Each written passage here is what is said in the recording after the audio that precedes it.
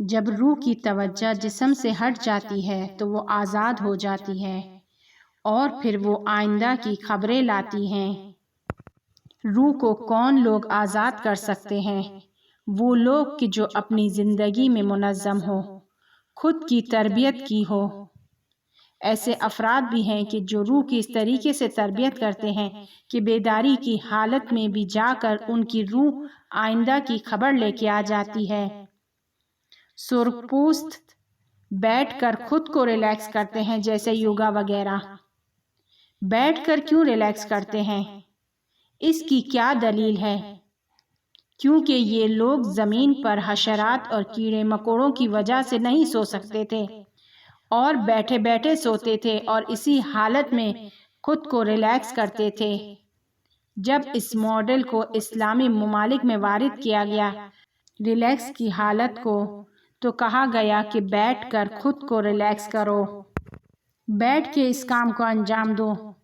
جبکہ روح جسم سے جسم کی جس حالت میں خارج ہوتی ہے وہ لیٹنے کی حالت ہے۔ وہ حالت کہ جس میں آپ کا بدن سکون کا احساس کرتا ہے اور آپ کا جسم سکون حاصل کرتا ہے، وہ لیٹ کر ہے اور جسم کو روح سے خارج کر سکتا ہے۔ ہمارا کام کیا ہے کہ ہم روح کو سمجھائیں کہ صرف جسم کی ضرورت نہیں ہے۔ اس کو کس طرح سمجھائیں؟ کچھ نارمل اور صحیح کام کے ذریعے سے اس کو سمجھائیں، کچھ اچھے اور نارمل کام انجام دیں اور خود کو برے کاموں سے روکیں کہ جو جسم کو نقصان پہنچاتے ہیں۔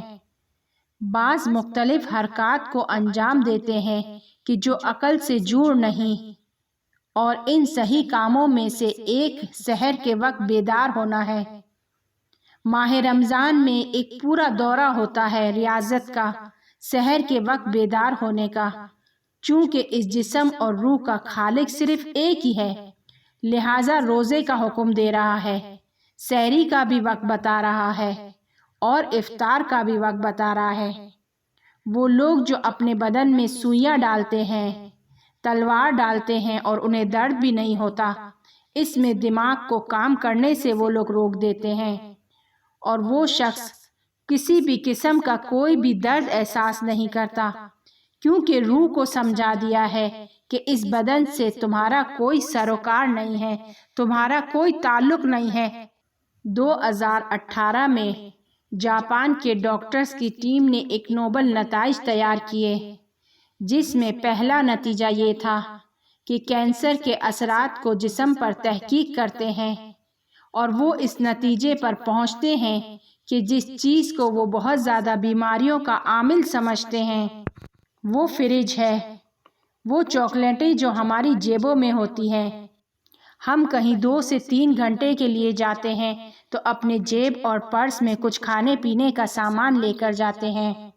ہم بھوک کے احساس کو محسوس ہی نہیں کرتے، ہم اس خوف سے کہ بھوک لگے گی کھاتے ہیں، بھوک لگنے سے پہلے ہی کچھ منہ میں ڈال دیتے ہیں کہ یہ بہت برا ہے۔ اور وہ لوگ تحقیق کرتے ہیں کہ کرۂ زمین پر کون سے مقام پر کینسر زیادہ ہے، تو ان کی لسٹ میں مغربی ممالک ہیں۔ کینسر کی لسٹ میں پہلے 21 ممالک مغربی ہیں، ڈنمارک، امریکہ، فرانس وغیرہ۔ اس لسٹ میں آخری ملک جو ہے وہ یمن ہے۔ عجیب بات نہیں ہے کہ یمن آخری نمبر پر ہے۔ کیوں یمن آخری نمبر پر ہے؟ اس لیے کہ وہاں پر بھوک ہے۔ وہ ممالک کہ جہاں پر کینسر نمبر 1 ہے، وہ ممالک ایسے ہیں کہ جہاں صفائی کا انتہائی حد تک خیال رکھا جاتا ہے۔ بہت ہی اچھے ممالک ہیں، مالدار بھی ہیں، سب چیز وہاں پر اوکے ہے، لیکن کینسر میں نمبر 1 ہے۔ ایسا کیوں ہے؟ کیونکہ بہت زیادہ کھاتے ہیں، ہمیشہ کھانا سامنے ہے۔ جب آپ کھانا کھاتے ہیں تو خون میں شوگر ہائی ہوتی ہے۔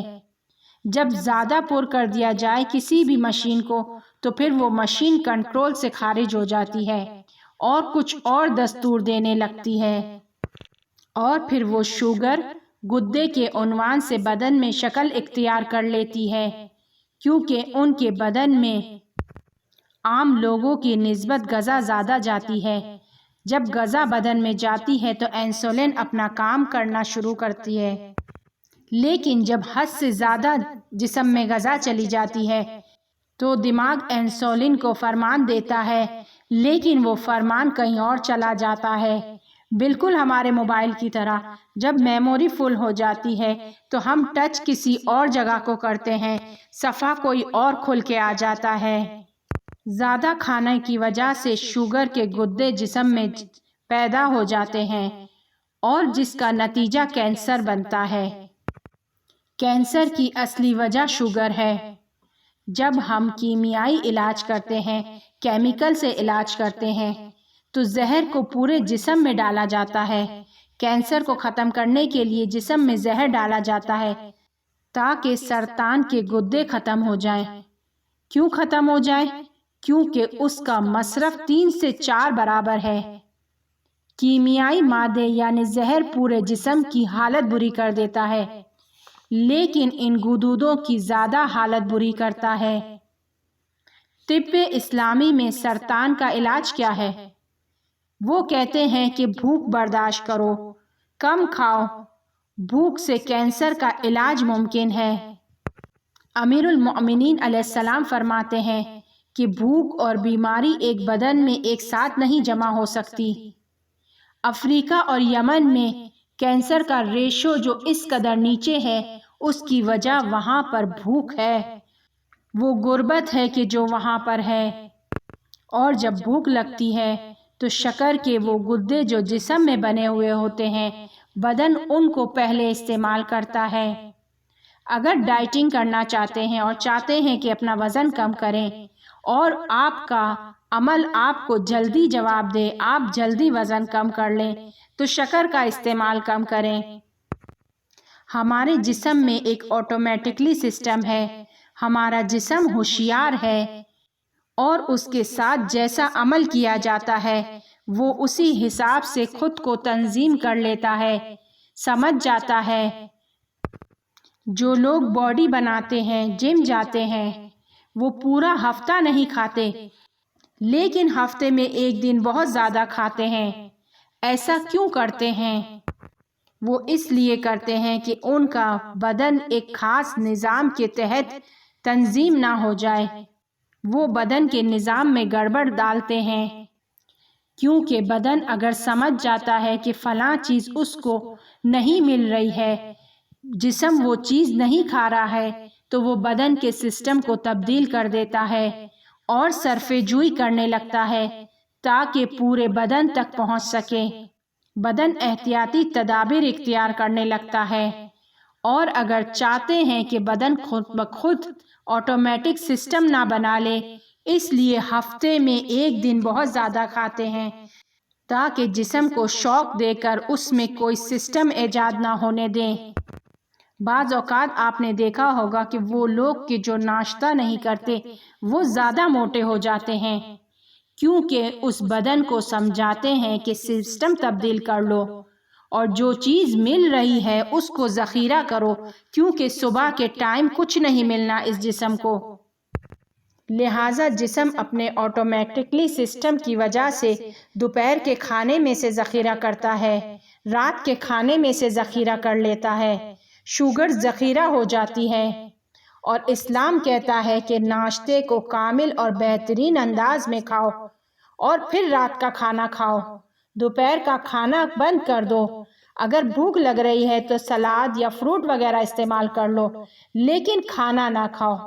اسلام کہتا ہے کہ رات کا کھانا ضرور کھاؤ، اپنے پیٹ کو خالی نیند کے حوالے نہ کرو۔ اور رات کے کھانے کا بہترین وقت کون سا ہے؟ غروب آفتاب کے وقت ہے، جب سورج غروب ہوتا ہے۔ ہم نے خود کو عجیب بنایا ہوا ہے، نہ ہم مکمل طور پر مغربی لوگوں کی طرح کام کرتے ہیں اور نہ اسلامی۔ پس جو اپنے جسم کو ریاضت دیتا ہے، اس کی غذا کو کنٹرول کرتا ہے، وہ اپنی روح کو آزاد کر سکتا ہے، وہ بھی صحیح طریقے سے کہ جیسے اسلام نے بتایا ہے، جیسے روزے کے بارے میں بیان کیا ہے۔ اسی طرح فصل جو انجام دیتے ہیں وہ آپ کے جسم میں موجود تمام اضافی ذخیروں کو خارج کرتی ہے، کینسر کے امکان کو کم کرتی ہے، حجامت بھی اسی طرح ہے، یا خون ڈونیٹ کرنا بھی اسی طرح ہے۔ لہٰذا صحیح ریاضت کے ساتھ یعنی بھوکے رہنے سے خوفزدہ نہ ہو۔ معصوم فرماتے ہیں کہ جب بھی بھوکے نہ ہو غذا نہ کھاؤ۔ اور موٹاپے کی ایک وجہ یہ بھی ہے کہ آپ مسلسل جسم کو پیغام دے رہے ہوتے ہیں، سگنل دے رہے ہوتے ہیں کہ کھانا موجود ہے، کھانا موجود ہے۔ کہیں بھی باہر جاتے ہیں، آپ کا دماغ جسم کو یہ سگنل دیتا ہے کہ مسئلہ نہیں ہے، بیگ میں چپس ہیں، چاکلیٹ ہے۔ لہٰذا اگر بھوک لگ رہی ہے تو ذخیرے کو استعمال نہ کرو، ہم خود اوپر سے ذخیرہ بھیج رہے ہیں۔ جب دماغ کو یہ سگنل ملے گا کہ کھانا نہیں ہے یا کھانا کم ہے، تب وہ شوگر کے ذخیرے استعمال ہوتے ہیں۔ آپ خود اپنے دماغ کو سگنل دے رہے ہوتے ہیں، پیغام دے رہے ہوتے ہیں۔ اور آج کل سارا دن کھانے کی میز پر کچھ نہ کچھ رکھا ہوا ہوتا ہے، جو گزر رہا ہے وہ کچھ نہ کچھ کھاتے ہوئے گزر رہا ہے، 2 لقمے منہ میں ڈالتا ہوا گزر رہا ہے۔